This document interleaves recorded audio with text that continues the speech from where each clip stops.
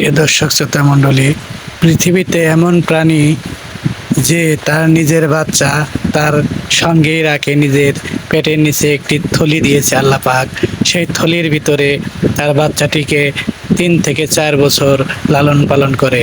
সেই প্রাণীটি হলো ক্যাঙ্গারু। আপনারা ভিডিওতে দেখতে পাচ্ছেন, দেখুন এই থলির ভিতর থেকে ক্যাঙ্গারুর বাচ্চা বের হয়ে আহার করছে।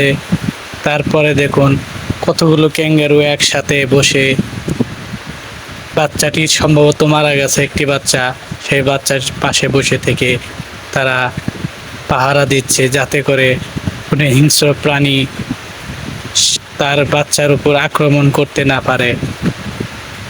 আল্লাহ পাকের সৃষ্টি বোঝা খুব কঠিন। আল্লাহ পাক কোথায় কোন জায়গায় কি রেখেছে তা আমাদের অজানা।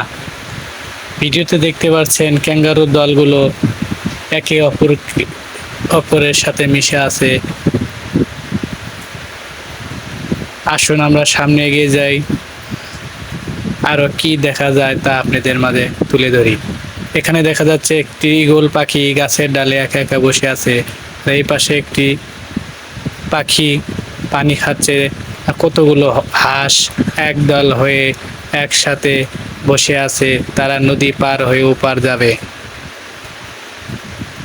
আবার দেখুন রয়্যাল বেঙ্গল টাইগার একা একা নিলিবিলি হেঁটে যাচ্ছে কত সুন্দরভাবে।